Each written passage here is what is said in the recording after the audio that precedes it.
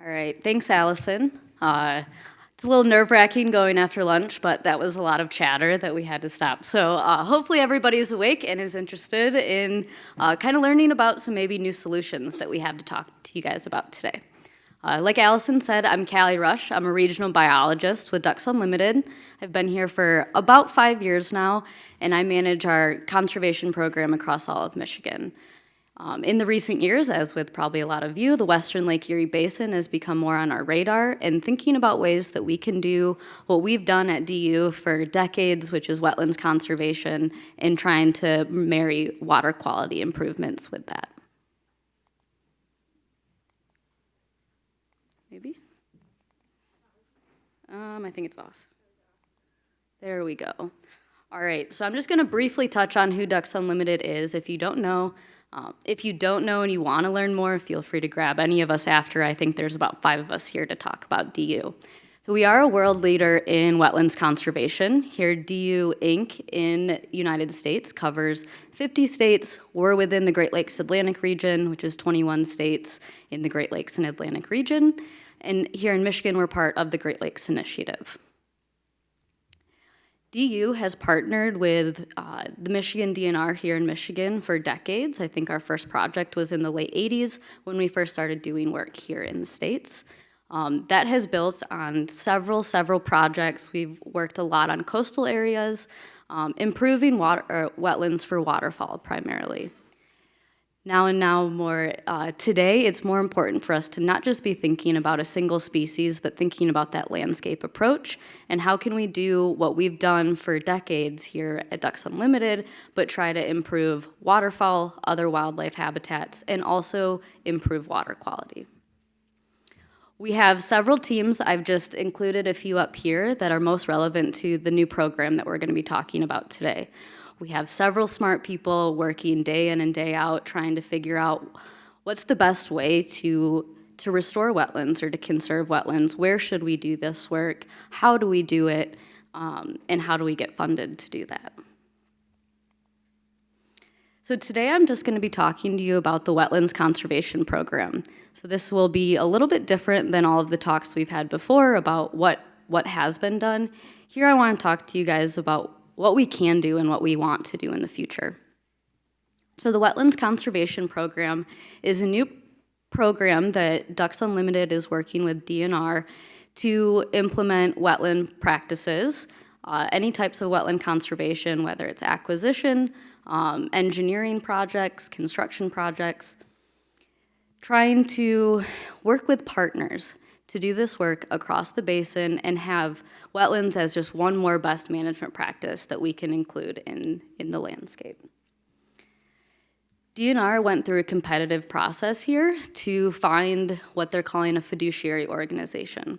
So they were looking for folks to work with that can help administer this program, really taking the lead at working with partners, bringing everybody together for this shared goal.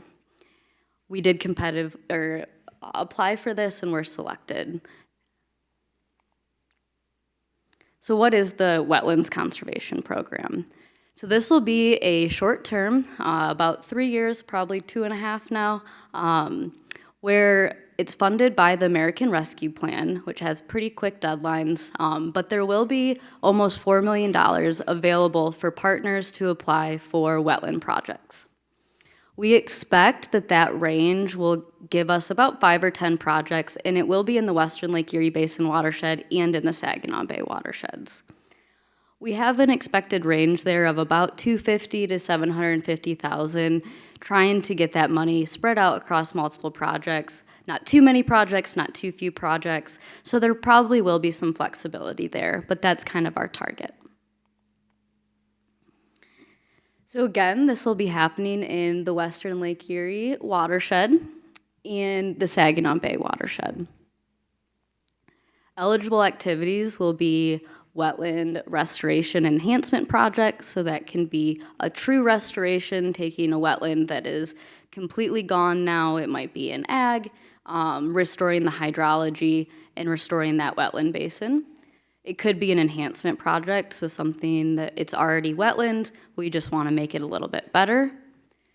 And there's also land acquisition projects that will be eligible under this, whether it's fee title, so you're purchasing a wetland or purchasing land that could be restored to wetland, or putting conservation easements on wetlands. So if you're interested, I would encourage you guys to A, join the webinar that I will have announced on this next slide, and B, talk to us. So like I said, it will be a very tight timeline.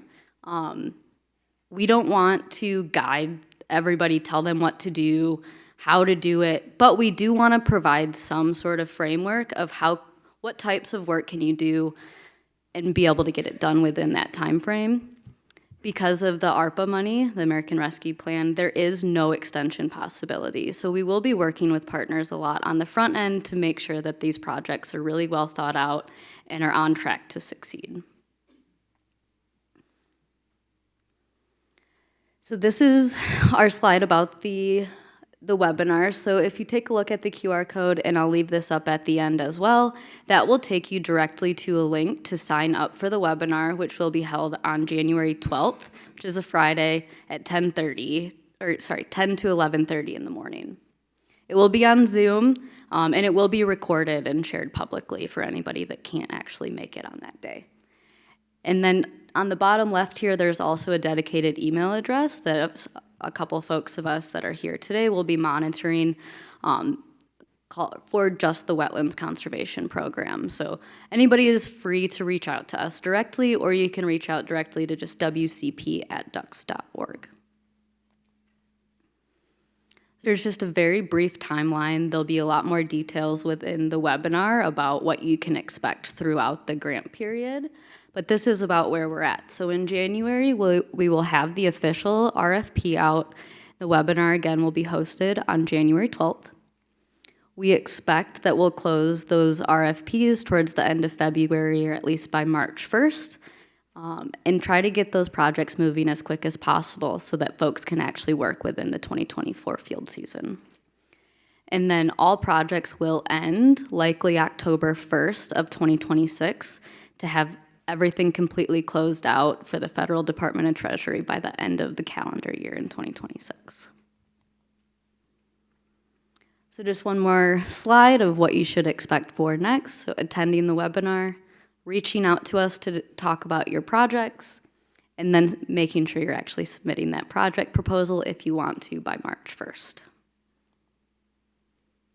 And I wanted to save most of our time here for questions. Again, this is what we are going to be working on. Randy from the DNR will be joining, and I believe Tammy will be moderating.